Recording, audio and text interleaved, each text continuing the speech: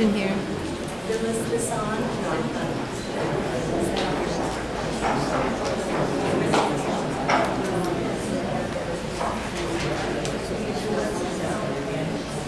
Good evening, everybody. Can you hear me okay? Really close to your mic. Is that better? Is that now it's on? Okay. To everybody. We're going to get started because our speakers have a long ride home.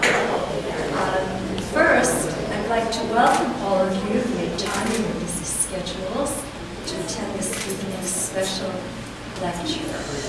We are extremely fortunate to have Drs. Oswald and Bamberger here to share their knowledge on the health impacts of hydrofracking on humans and animals. I am Karen Glauber, and I am representing IRAD, which is the group that is sponsoring this event. And I wanted to take a minute to tell you a little bit about IRAD, because I know so often the media represents us and we say, who are they talking about, kind of thing. So let me tell you a little bit about who we are.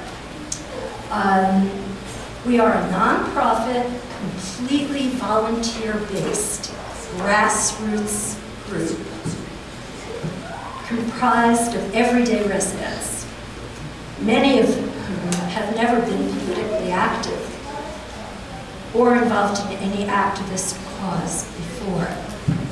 And that would be true of me.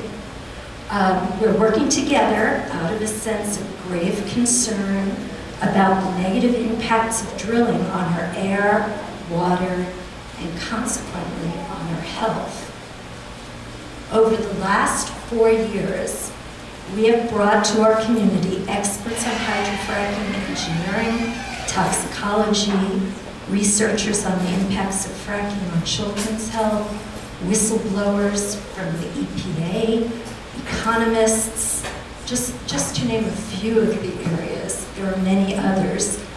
And we've also brought victims of hydrofracking contamination from places such as Pennsylvania and as far away as Wyoming and Colorado. So many of these events can be seen on the IRAD website, and we'd like to invite you to check them out.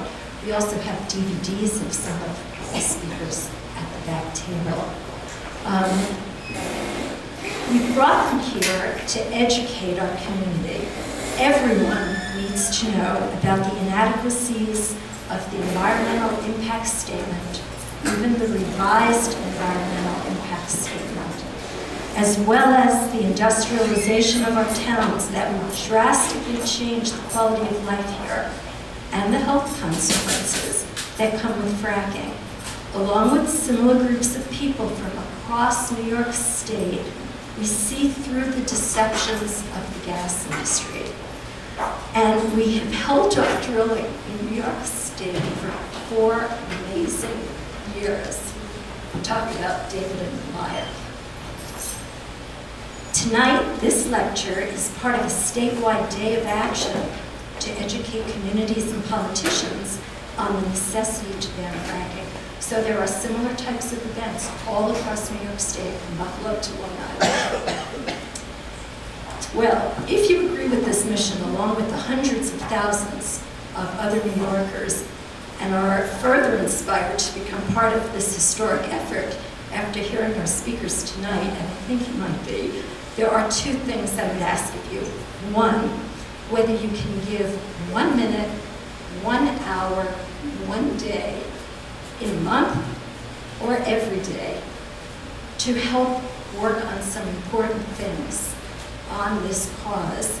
We hope you will do that to prevent drilling to come to our community, to our state, and really to our country.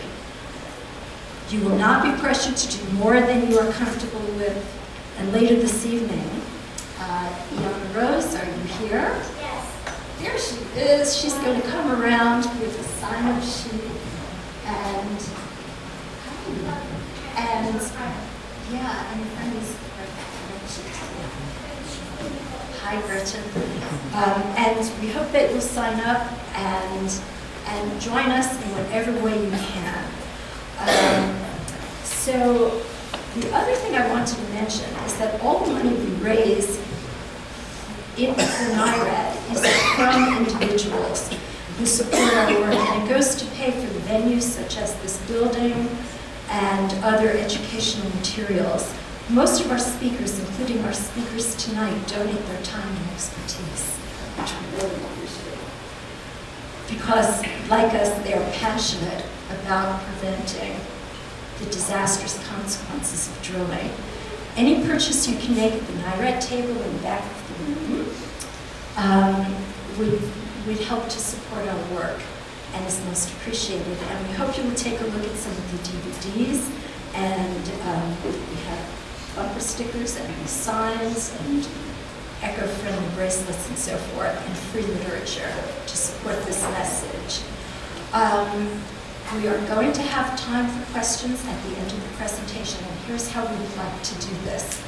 We have some index cards, and we hope that as you think of a question, or maybe you've already come in with a question, at any point, just look around. Isaac, the yellow shirt, is handing out the cards, and so is my husband Don in the tan shirt.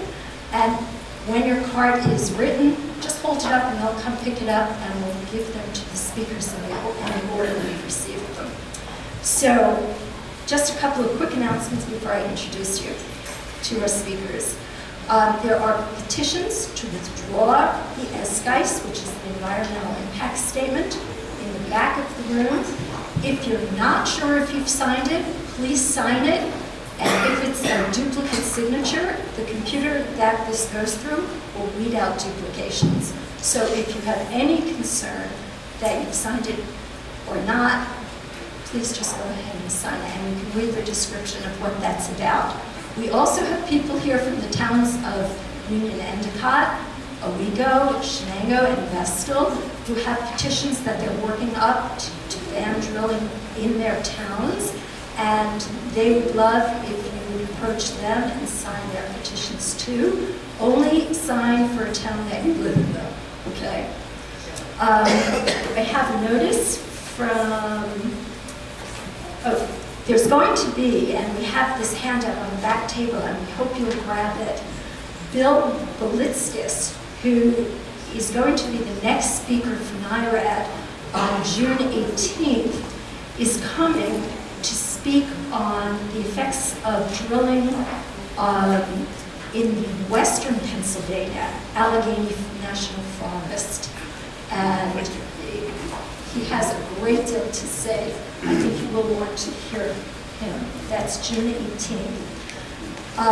There's going to be a Canvas Day of Action from Citizens Action, and they would like anyone who wants to do that or get trained in it to come down to the Citizens Action Office. And again, Isaac, who is passing out cards, can give you more information on that. It's May 19th, 10 a.m. They're serving breakfast, and then a workshop on how to canvass, and then go to your respective communities and you can canvass on whatever issue is most important to you. And the last announcement is that New Yorkers Against Fracking, which is a statewide group that has different subgroups across New York, is working very hard with us, and they're responsible for this day of action, wants to have businesses that would like to stand up against fracking sign a letter to that effect. So if you know of a business person in our community who you think would like to say this will not be good for my business or for other businesses, we have a letter that you can take for them. So now what you've come for is to hear about our speakers, and I am really so very privileged to welcome them and announce them. We have Dr. Robert Oswald and Michelle Bamberger. Dr. Michelle Bamberger. I'm going to give you a little bit of background on them. Dr. Oswald is professor of molecular medicine at the Cornell College of Veterinary Medicine and faculty fellow of the Atkinson Center for a Sustainable Future. He received his PhD from Vanderbilt University in biochemistry, studying the effects of toxins on proteins in the central nervous system. He did his postdoctoral studies at muscular dystrophy and Collège de France fellow at the Institut Pasteur in Paris before joining the faculty of Cornell University in 1981. While on sabbatical leave from Cornell, he was a Fulbright Fellow at the University of Oxford back in 1988 and 1989, and a Guggenheim Fellow at Harvard Medical School in 1994, 1995. I think I'll take my information from him rather than the gas industry. His work on the effects of drugs and toxins on the structure and function of the central nervous system proteins has been supported by the National Institutes of Health, the National Science Foundation, and the American Cancer Society. He is currently director of the Molecular Biophysics Training Program at Cornell. Dr. Oswald has served on numerous review panels for the National Institutes of Health and is on the editorial board of Molecular Pharmacology and the Journal of Biological Chemistry. Dr. Michelle Bamberger has received her DVM, her Doctorate of Veterinary Medicine from Cornell University in 1985. Before attending Cornell, she earned her master's degree in pharmacology from Hahnemann University Medical College, and then worked in equine research for 2 years at New Bolton Center, University of Pennsylvania Veterinary School. After graduating from Cornell, Dr. Bamberger studied at Oxford University and practiced small animal and exotic medicine surgery in both Massachusetts and New York. Before opening vet behavior consults in 2002, Dr. Bamberger returned to Cornell for training in the field of behavior medicine as a visiting fellow. She devotes much of her spare time to gathering first-hand accounts from animal owners and documenting the impacts of hydraulic fracturing for extraction of hydrocarbons has on both animal and human health. Wow. So please help me welcome.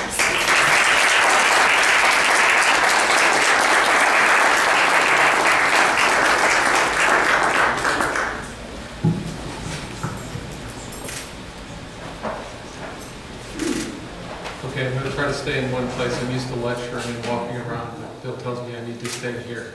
So I'll try to do that. Really want to thank everyone for coming and thank you for organizing this. What we're going to talk about tonight is some of the work we've done on, as you say, the impacts of gas drilling on human and animal health. This was published as a study in the peer-reviewed literature a few months ago. So the way we usually do it is I'll talk a little bit, I will give a little bit of an introduction, and then Michelle will talk about all the important stuff, and then I'll come back and say a few words at the end. So she's the real expert, so you're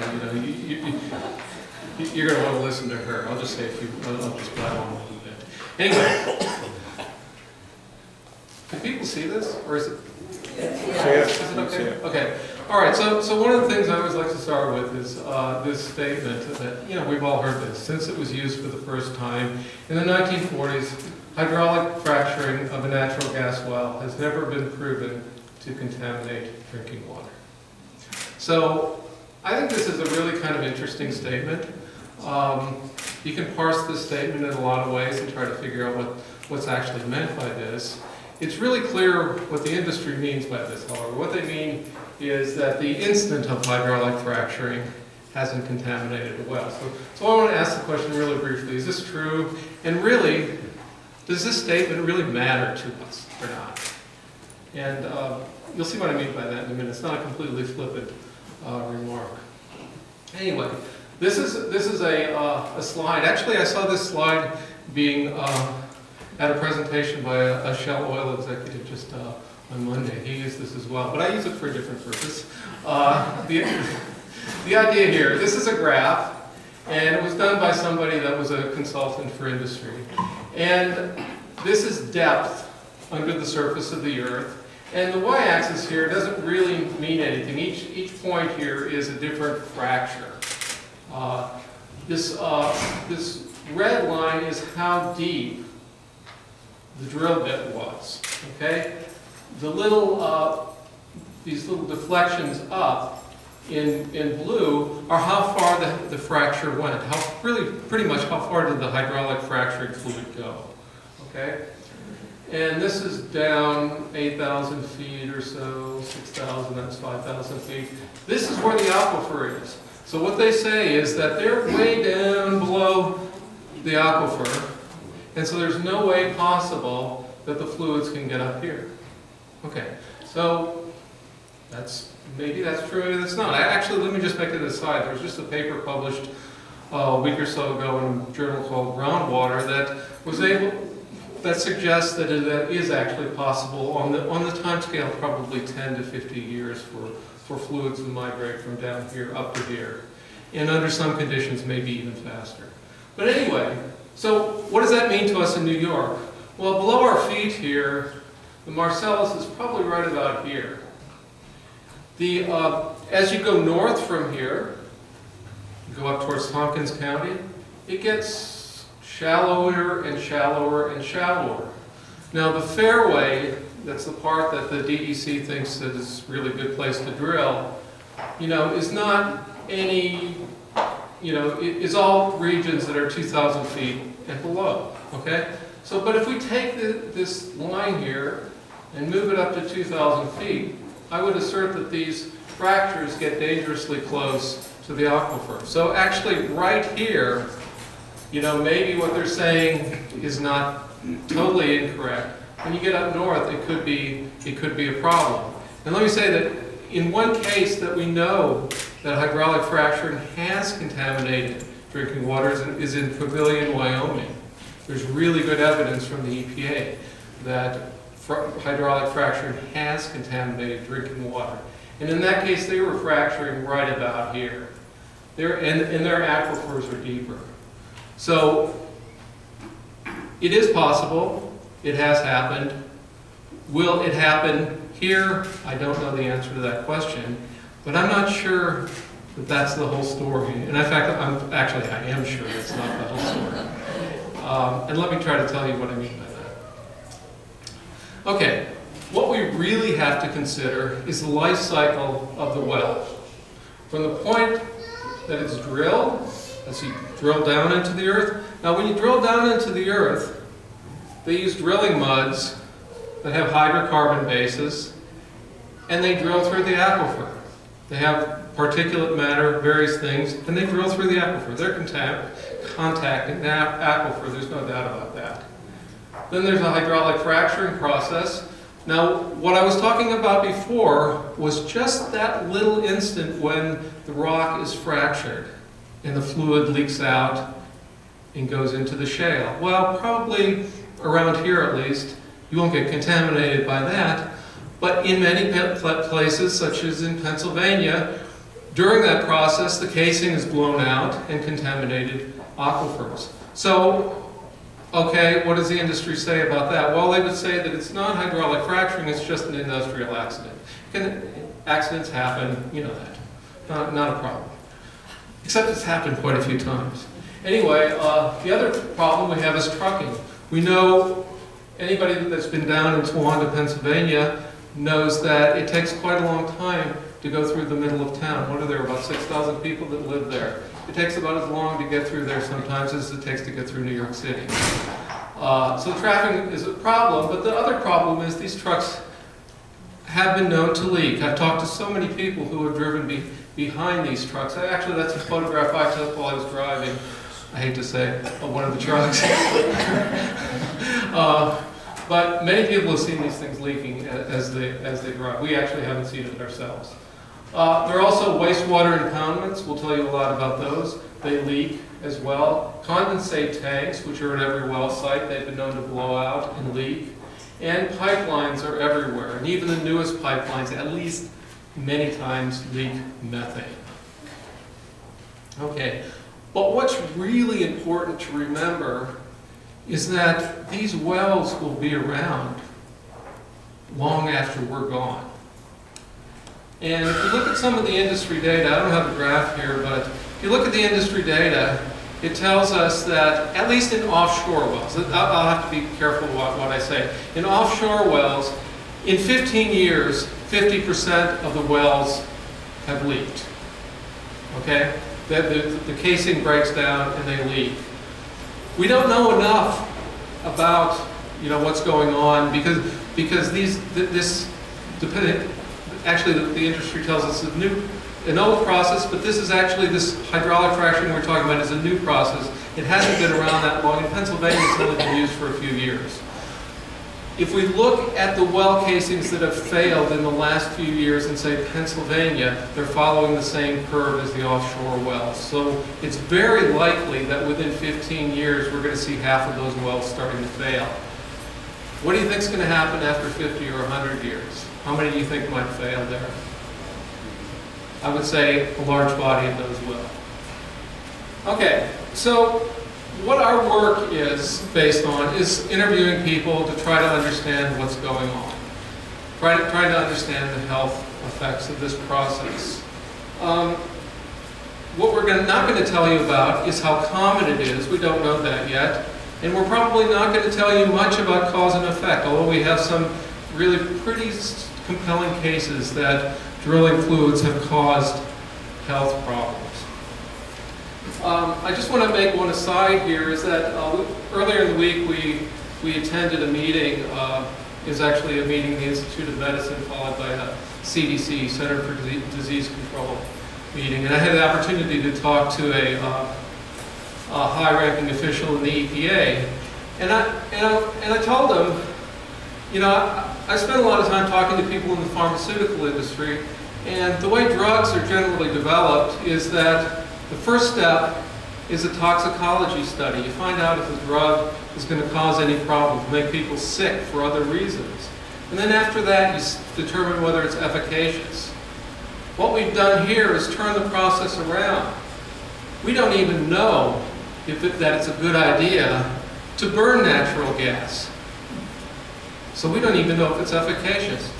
But we're barreling ahead and then later doing the toxicology studies, trying to find out whether it's dangerous to human health. I said, isn't this backwards? And he said, maybe, but the train has left the station. So I was talking to the editor of the journal today who published our paper, and he said he's been in many controversies about environmental health and occupational health. And one of the things he said was that I've heard about this train all along. This train is always coming up. The train is always leaving the station, and we're always too late to save the workers or save people's or save public health. He said maybe we need to derail the train. So what we're asking here, I mean, we don't have enough information yet to say that we should derail the train. I think we have enough information to say we should at least slow the train down. I think it probably should be derailed, leave it at that. But really the question we're asking is not so much about those people that are riding the train, those people that are making the money and riding the train. What we're worried about are the people who are being crushed by the wheels, and the animals that are being crushed by the wheels of a train that's left the station. And what we want to know is, are there people and animals that are being crushed? And how many are there? And that's what we're going to talk about tonight, and that's what Michelle will talk about.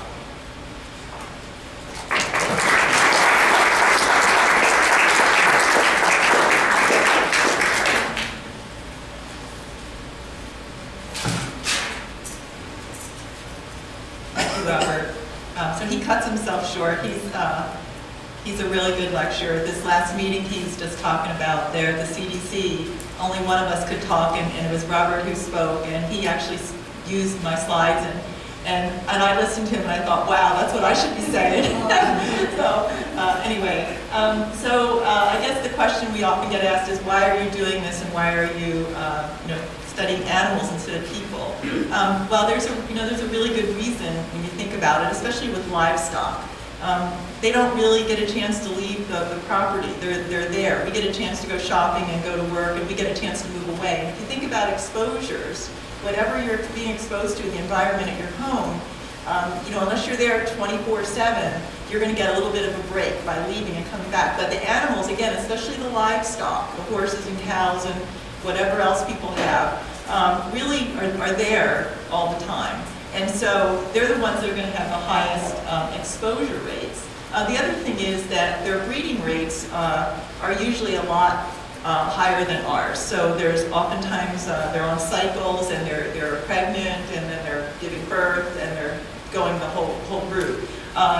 And also their generation times are shorter. So for all those reasons, we will see health effects and impacts in animals much more sooner than us. Okay, so the idea of what we're doing, Robert already talked a little bit about this. These are case reports or case studies. So I'm a veterinarian, and I've written case reports before, so I could write it on any of my cases that I have. What we've done with this is say, okay, we've got cases of animals and people where their health has been changed pre-drilling versus post-drilling, and how do we deal with that. And Robert already spoke a little bit about this. So one of the things I want to emphasize again is that we cannot determine prevalence or cause and effect. People will say, well, what are the chances that my herd is going to get sick, or what are the chances that I'm going to get sick? We really can't answer that with this study that we're doing here. That's really a prevalence or an epidemiology sort of study. We don't have that. This is case reports, individual case reports all over the country. Now we've got 8 states. So we can talk about what happened and the routes of exposure, and we can talk about correlations between drilling events and contamination. I'll be talking about the split herds. The split herds are kind of cool. When we first started this, we didn't realize we were going to have some natural controls. And by that I mean that farmers will oftentimes have part of the herd in one pasture, and for a reason that I don't understand, but they do, they'll have the other part of the herd in another place. So they'll have the herd in 2 different places. So what that does for us is if an exposure event occurs in this one location where the part of the herd is, and not in this other location, then we can compare right at that time those 2 parts of the herd. So we'll be talking about that. And the last part on there is, are case studies useful? Robert and I were thinking about this, and we were thinking of when were case reports and case studies really useful, and that we can remember in our lifetimes. And in the early 80s, I was a vet student at Cornell, and I'll never forget when the AIDS epidemic broke. And the first reports came out in morbidity and mortality reports, as well as in the New England Journal of Medicine. And that was the start of it. And then what happened next is the sort of thing which we've already mentioned is the population was identified of people who would get AIDS, and that population was followed all over the country. And then cause and effect was found, and then drugs were found, and you know where we are now. But that's how it all started, with case studies and case reports. So that's why we think it's important to start here with this. This is a very complex issue to study.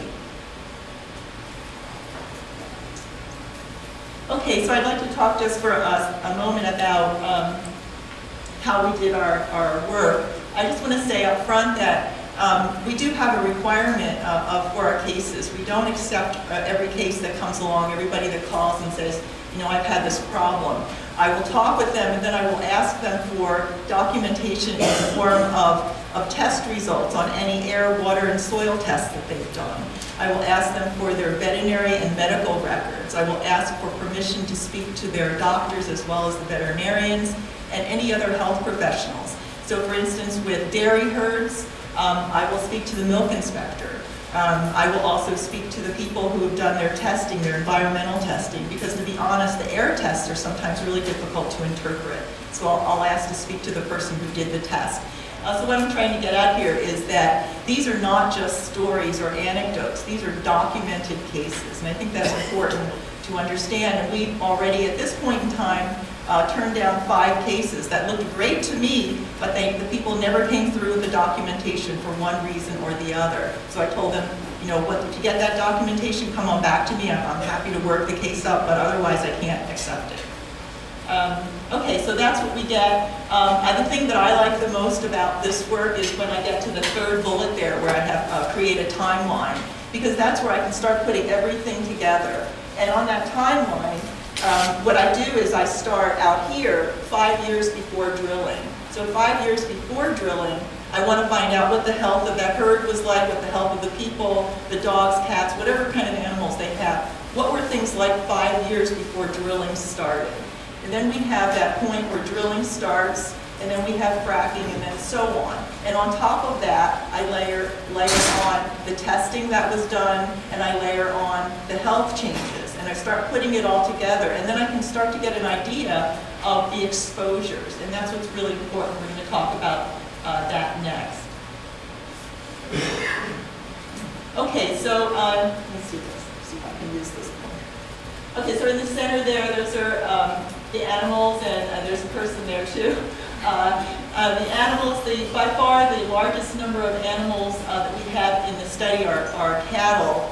We have about 7 beef herds right now. We have 4 dairy herds. So that's pure numbers for those. But other food production animals that we have are chickens and goats. For the companion animals are mostly cats and dogs, but also horses and goats. And one of our participants keeps llamas as pets. And then I included wildlife down here. The wildlife were the least well documented. Most people did not do any testing on the wildlife that they found. What I did with that on the interview form was just simply ask them if they observed any changes in numbers of wildlife. What did they see? And I'm thinking that at the end, when I get a whole bunch of cases, maybe I'll turn that over to somebody who does wildlife work and ask them what they think about that. But with wildlife, the 2 species that we had the most of for numbers that people told us about, they saw changes in, were fish and deer. But we had many different species that people talked about. So if you look at the whole little picture here, you can see that we divided the potential sources of exposure up into phases: drilling, fracking, wastewater, and processing and production. By far, most of the cases had water changes after drilling and fracking. So we're talking about well water or spring water. Their water quality or quantity changed after drilling and fracking. So that was the biggest exposure. The next exposure was wastewater. That was about 8 of the cases. Some of the cases had more than 1 exposure, I should say. And then a handful of cases had exposures related to processing and production. So we're going to go through this quickly. So we already talked about the well water. The drilling fluids or muds are kept in pits and that are lined, and sometimes these liners leak or spill. The fluids can overrun the well pad, and storm water can run off. Flaring and venting, so if the gas is not collected, then it's going to be either burned, and that's called flaring, and if it's not burned, it's just released into the atmosphere, and that's called venting. I'm sure you guys have heard the numbers that have been thrown out there about how methane is 25 times more potent a greenhouse gas than carbon dioxide. Okay, so hydraulic fracturing again, there's the well water quality and quantity change. And one thing I didn't mention so far is that, what do I mean by that? Well, people will tell us the appearance of their water is different. If they've talked about being black, sometimes people will say it turns like a white, cloudy color. One person said it sort of thickens, almost like it gels. The turbidity changes, the smell, the taste, the texture, all these things are quality changes, and sometimes the quantity changes too. Fracturing fluid released from holding tanks, we've had that in several cases. Fracturing fluids overrun the well pad during a blowout. Probably the biggest example that we can all remember of that was last April in Leroy Township, Bradford County, when that happened. Stormwater runoff from the well pad and well casing failures during fracking can affect groundwater quality. Okay, so wastewater, there's a picture of an impoundment. These impoundments can be fairly large, from somewhere around 1 acre or less to 5 acres or more. So they also are lined when they're going to be in the ground, and they can have leaks or spills. If they're not contained, then wildlife can get into them, or food animals if they're around in the area, on the land. The wastewater, is spread on the road, and in our DGIS, the DEC calls it a beneficial use. I don't understand that. We've had people tell us from other states that even though it's supposed to only be used in the winter time and the summertime for de-icing and dusting, they will tell us that the trucks are out releasing the stuff when it's pouring rain.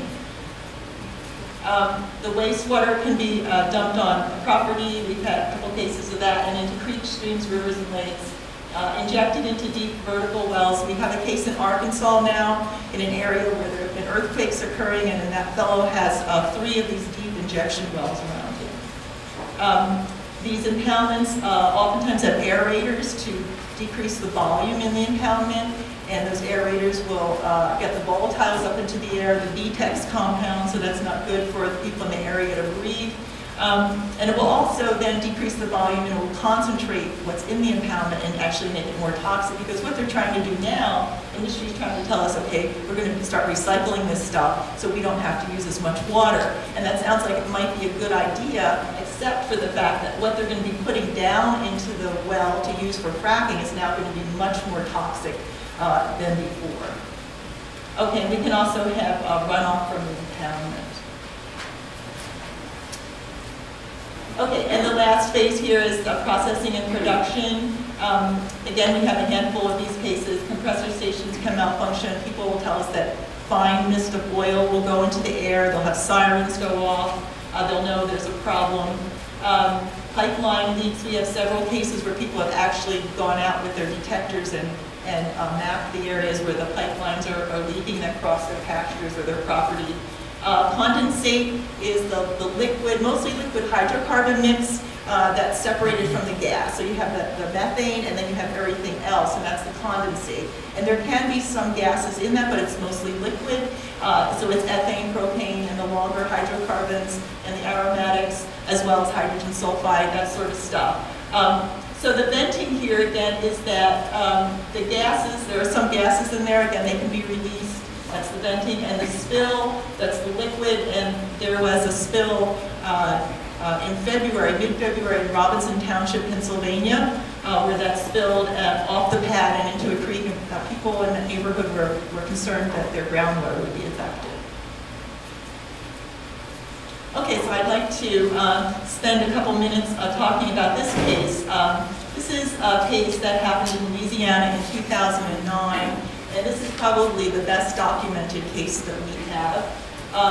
These are cows in the pasture, and that's a fracking operation going on there. And what happened was that hydraulic fracturing fluid was released from holding tanks directly into the pasture. Of course, this was an accident. It occurred while they were doing some blending during fracturing, and a valve or something was turned on when it shouldn't have been, and the fracturing fluid ran into the pasture. What happened to those cows was that they died within an hour's time after that event happened. So that was an exposure, and that was death within an hour. And so what's so unusual about that case, for anybody who's been doing this for a while, is that the cows usually die within 1 to 3 days, not 1 hour. So if you look through the literature, you'll see reports on cows exposed to petroleum distillates, and it will be 1 to 3 days, not not 1 hour. So that was a really different thing on this case. One of those cows that I showed, let's go back on that. One of those cows they were dying. There were approximately 17 of 40 in that herd that died. So what they tried to do was get one of those cows and bring it in for necropsy into the university laboratory. And on the way over there, one of the cows, this cow that was going into a necropsy, actually did die on the truck, and the driver watched it, and he described these symptoms: falling over, kicking, reluctance to move, regurgitation. So cows will vomit, and then they will actually inhale the vomit into their lungs, and they will get something called pleural edema, and one major sign of that is foaming at the mouth. On the final necropsy report, the cause of death was listed, and most likely cause of death was respiratory failure with circulatory collapse. So on the necropsy report, petroleum hydrocarbons were found in the small intestine, and they expected to see that. But they also saw some lesions in the trachea, lung, liver, and kidneys that were indicative of some sort of toxins. So what they did was they went back to the driller and asked for the chemicals that were used in the fracking operation there. And they weren't given all of them because of the chemicals that, proprietary chemicals. But they had 2 quaternary ammonium compounds listed. These are very, very toxic, highly toxic compounds.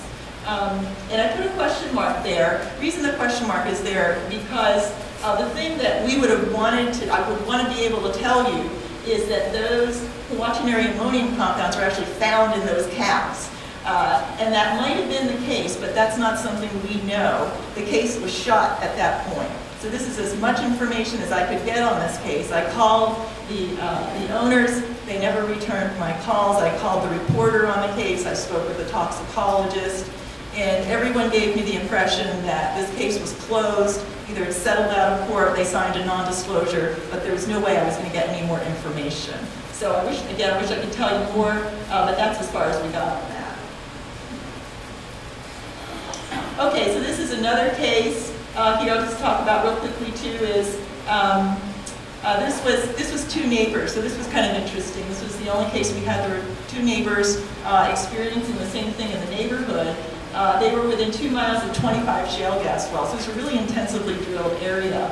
Wastewater impoundment, they had a wastewater impoundment, a drilling mud pit, and 2 compressors, and the well pad all within a mile of their home. They had many different animals between them on their 2 properties. They both noticed changes in their water after drilling and hydraulic fracturing began. One of the owners noticed that her quantity of her water dropped incredibly, where she had to start hauling water for her horses. The other owner noticed that her water turned black. Neither one of them, unfortunately, had pre-drilling tests done, so I can't say that enough. If it comes here, make sure you get your pre-drilling water tests. But they did have water tests done afterwards, and even with the water turning black, and in the other case with the water not hardly being existent, they were told that their water was safe to drink. So they kept drinking it. At least one of the neighbors did. The other one, I think, moved to bottled water right away. So again, here's some things that happened to the animals and the people. What happened first, the very first thing was that a child in one of the homes started becoming ill. And just sort of out of the blue. This was soon after drilling and fracturing started. And it was sort of like vague things like intestinal pain, backache, a sore throat, something you might hear a child complain about. And so the mother worked the case up with her doctor, and they tried to figure out what was wrong, but they couldn't really figure it out. There was nothing, they did a whole bunch of tests that you would do on a child, and nothing was coming up positive. In the meantime, what started to happen with the animals is they started dying for no good reason. Let's say no good reason. There's this horse here. I had just had an exam from the vet and actually spoke with the vet with this horse. It was fine. Soon after the exam, it started having problems standing and walking. It was like it was off balance. And they did some blood work. And the blood work, the only thing that really came up was this acute change in the liver function values.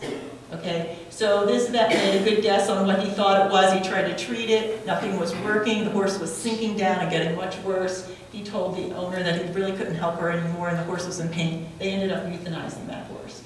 Another owner had a goat. The other one had a dog. Again, abortion and stillbirths. And after all this happened, and it was about a year later from that child first becoming sick and when drilling started, that the doctor thought, okay, maybe I should start thinking about toxins, and maybe I'll do a heavy metal screen. And that's what he did with the child, and what came up positive was arsenic.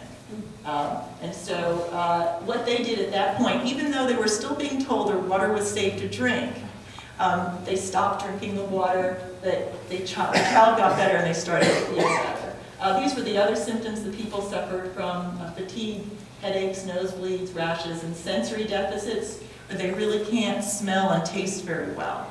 And that's still the case. We continue to follow the cases once we take them over time. and see what happens with them. Some of the people have moved away from their areas to try to escape what they consider to be the thing that's making them sick. Other people can't move away because they can't sell their homes. And also they did some urine tests too, and the phenol here is a metabolite of benzene, so that's a benzene exposure. Again, whether it was due to the benzene in the air from the impoundment and all the other things going on is still really difficult to prove. Okay, so this is what I was talking about earlier with the herds being separated. So we have 3 herds right now where part of the herd was in one place and part of the herd was in the other when the exposure occurred.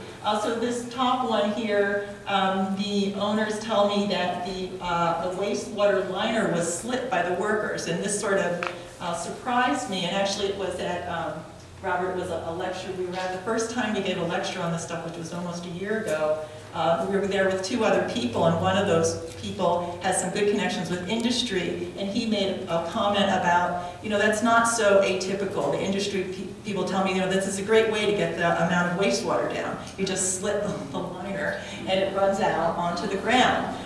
So in this case, what it did was it ran off the pad, down the pasture, and into a pond. And in this pasture and pond was where this beef herd was. Part of the beef herd. The other herd was at a higher pasture. Where it ran down onto the grass, it burned the grass, and it killed the fish in the pond.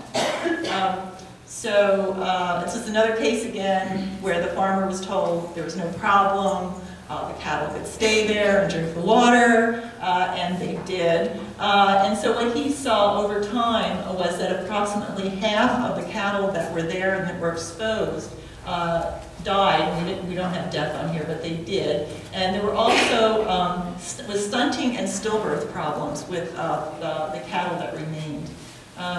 The unexposed group there at the higher pasture had no health problems.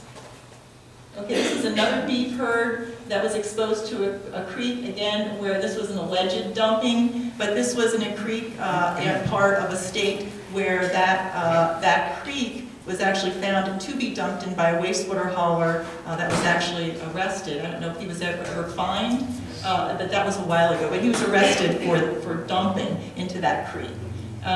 So again here, what happened was this farmer had over a 3-month period, he lost a good number of the herd that was where he was. He had 2 other parts of his herds in different places, but they were not along the creek. The reproductive problems that he suffered were that most of the cattle that remained, the cattle that didn't die, didn't breed back. The unexposed cattle had no unusual problems. And that's the other thing I do with all these herds. We'll talk about 5 years before drilling. I ask these farmers, what's your loss rate? How many cattle are you losing per year? And we start getting a percentage. So I know that when I got that and when I got this, was this unusual and significant compared to that? Okay, and the last one here, this is one that we're still documenting. It's a really interesting one.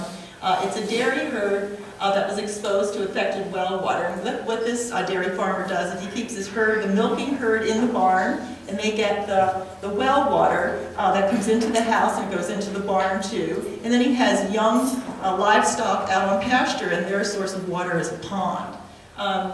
So what happened here was that there was a frac, and there was a casing failure, and it was a sort of immediate thing where even the drillers knew there was a problem because the owners told me the drillers came right over to their house. They knew there was a problem with the people in the area with this, with their water. The exposed cattle, those cattle that were in the barn getting that water, have reproductive problems. They have abortions, stillbirths, failure to breed back, lameness, mastitis, and the farmer also told me that his milk production levels have gone down. The unexposed livestock on pasture, available water as a pond have not been affected. Okay, so our results, again, Robert already sort of mentioned this. We don't have any definitive link in any of these cases, and I wish we did, but we don't. The health changes after drilling, so what do we see? We've seen, people will tell us a list of everything that they've experienced, and I can tell you that with people and with animals, every body system is listed there. But if I add the numbers up for each body system, what I see is that the big one is reproduction with food animals and companion animals. And that's a failure to breed in both males and females, abortion, stillbirths, and failure to cycle. Those are the big ones. With people, again, the same thing where there'll be many body systems listed that they'll have problems with, but these are the big ones. Burning in the eyes, nose, and throat. They'll tell me, you know, I can only stay outside so long. When I'm outside, it's really, you know, really hard to be out there. I get headaches, my eyes burn, my throat burns. The headaches is a big one. Nosebleeds and rashes are also really common. And then the GI problems are vomiting, diarrhea, and intestinal pain. So those are big ones. Okay, so probably a question that we get asked the most about.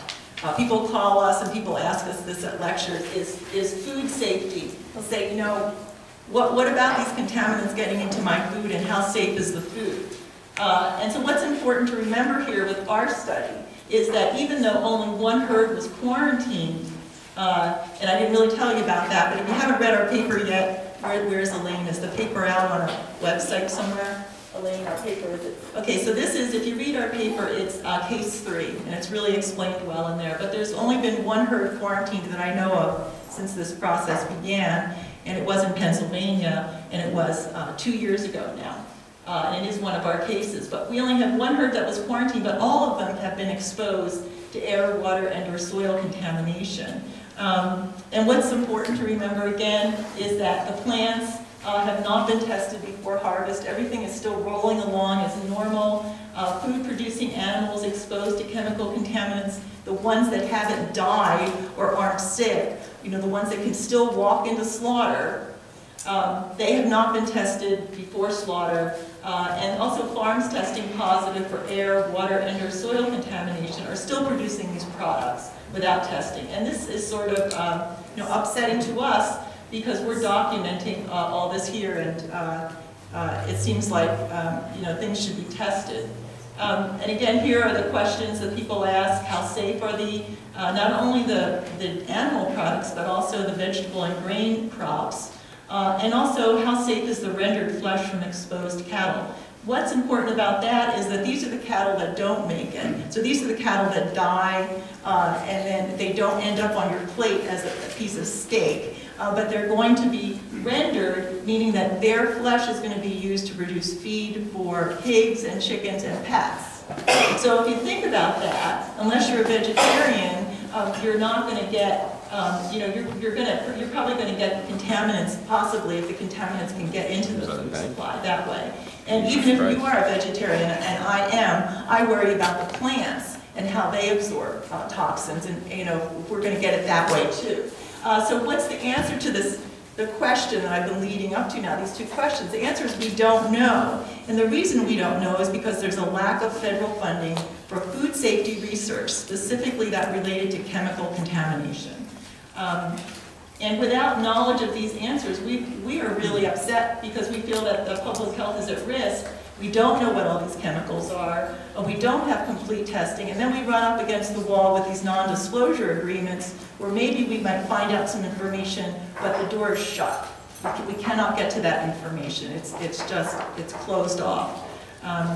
So I think, let's see, that's my last slide.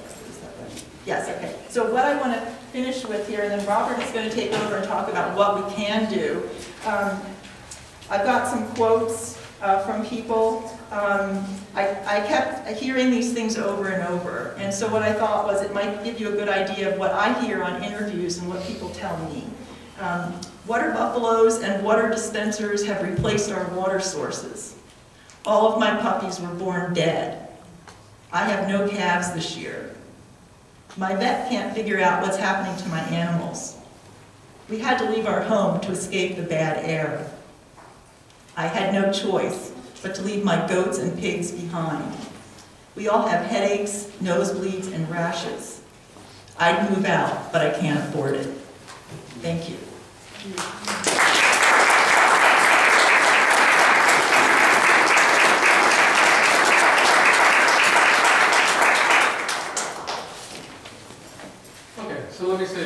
few other words. What we really believe is before this process is permitted in New York, we really have to understand the human and animal health impacts.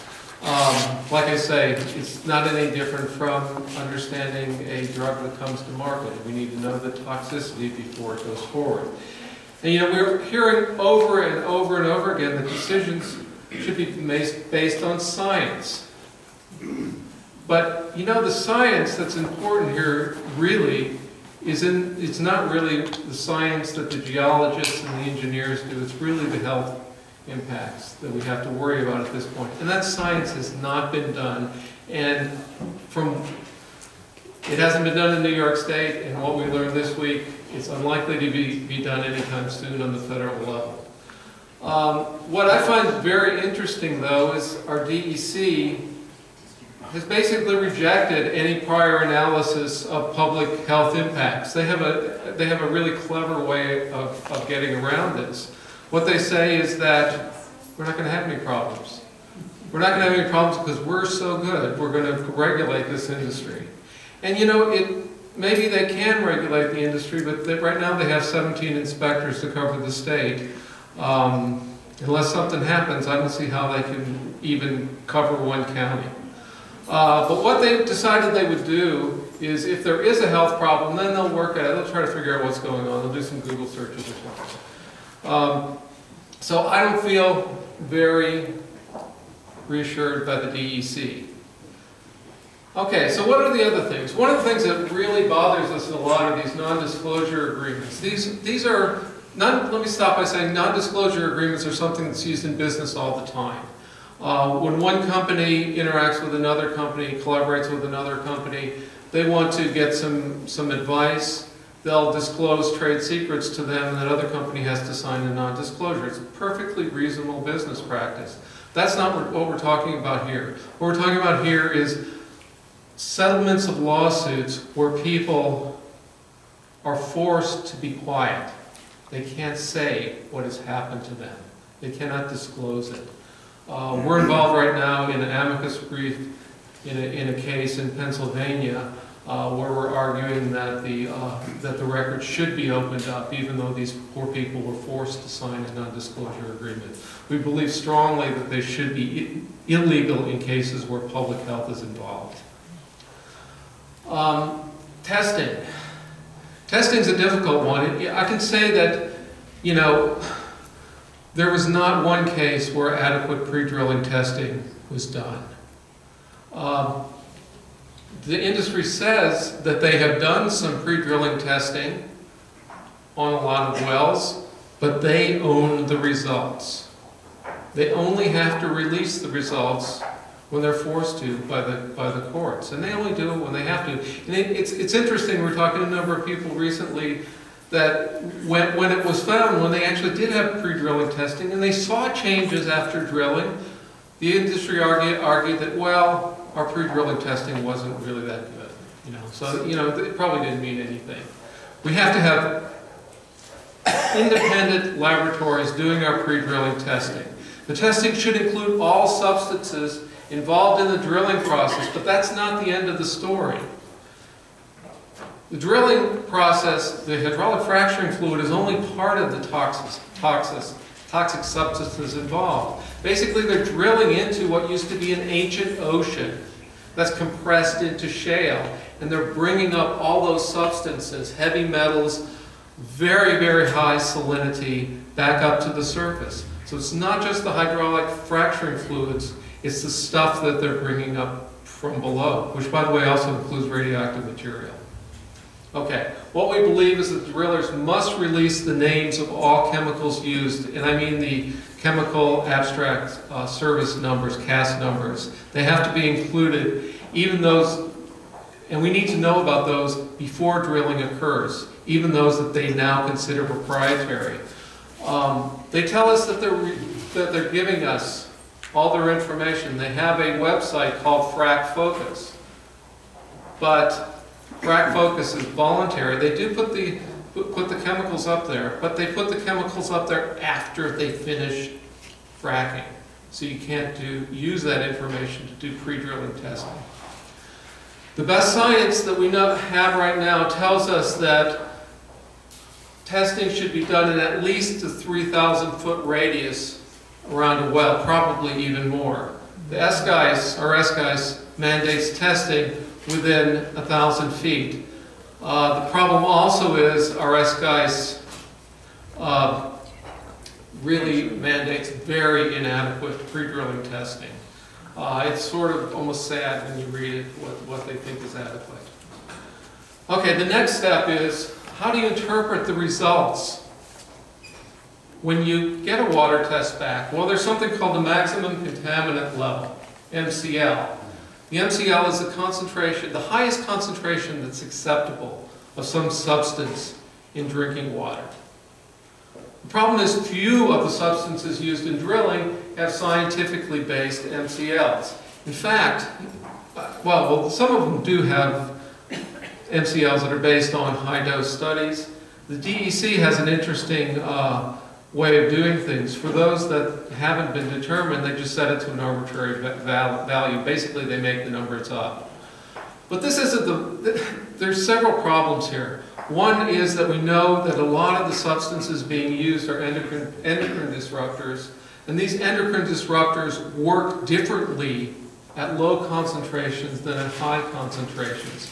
So the toxicity is based on the high concentrations, but really in some cases we need to be concerned about the low dose effects as well, and that's just not taken into consideration.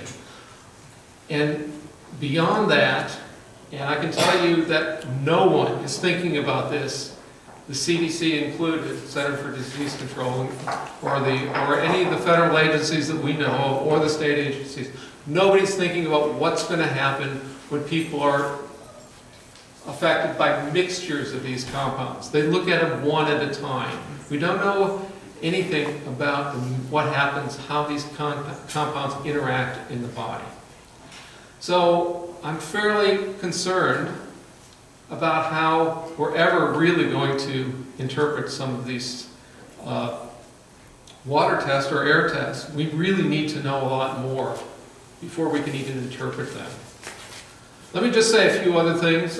Where does the wastewater go? That's one of the big problems with this. We know that it has been going in Pennsylvania to water treatment plants. There's a voluntary moratorium on that. They really haven't stopped.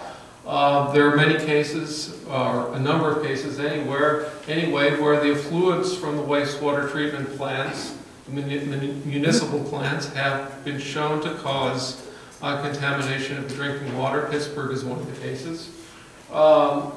They are recycling a lot of the waste in Pennsylvania. That's really actually pretty good, but the problem is, in the end, they end up with stuff that's even more toxic that they have to get rid of. We talked a little bit about injection wells. Injection wells are where they get rid of the wastewater, and this is actually thought to be a pretty good way of doing it. There are, however, in a number of cases, and I say it's not really a lot of cases, about 40,000 injection wells have been drilled, I think, in the last 10 years, and there's only been a handful of problems, but those problems are earthquakes. Basically what they're doing, they're injecting huge volumes, about 5 million gallons a week, into ground that's fairly impermeable. And basically you have these layers, shale layers, that are under stress. And the water's injected in there, it pulls the layers apart, and then they slip. And that has been shown to cause some earthquakes. The biggest earthquake known to be caused by this process is about 5.3 in the Richter scale in Colorado. That was a while ago, back in the 60s. More recently, 10 years ago, there was I think a 3.8 earthquake in Avoca, New York by this process. And just last year, there were 4 and 4.7 magnitude earthquakes in Ohio and Arkansas. So it's a real problem. It's not a common problem, but it's a real problem. And finally, one other issue. I always put the George Orwell's 1984 up here to talk about this. The idea is that they spread, actually in New York now, they spread brine on the roads, that it's taken out of salt mines that have been used to store propane. But in the future, they're talking about spreading wastewater, and they do that now in Pennsylvania. And the idea is that they call this beneficial use. It's sort of like the Ministry of Peace in George Orwell's 1984, that was really the agency that conducted the wars. So that's I think the idea they're getting at here. Anyway, we know that in Pennsylvania this has caused some health problems. It's caused some animals to die, etc. The controls that the DEC has on the substances that they will spread on the roads, I believe, is inadequate. They test the wells, the wastewater one time, or they say they'll test the wastewater one time, but we know very well that the wastewater changes over the course of time. We could be getting radioactive material, very high salts, heavy metals spread on our roads without knowing it. Okay, what are the other issues? We know that we have, we talked about this, increased truck traffic, crime, loss of tourism, agriculture, and, we think about this a lot in Ithaca, what will happen when they put a drilling rig on Lime Slope at Cornell. I don't know. Tourism sort of an interesting thing. In Pennsylvania, so they say the tourism is up, the hotels are filled, but actually the hotels are filled by drilling company employees. Housing values are very interesting as well. They tend to go up initially and sometimes drop when there are environmental problems. But what's really more important than that is rental properties. In Pennsylvania, we've seen the rents go up dramatically because, frankly, the landlords can get the money. There's so many transient workers coming in wanting property. But the problem is it's forcing out low-income people. So it's really putting a stress on social services and the most vulnerable among us. So in terms of economics, there are going to be some winners and there's going to be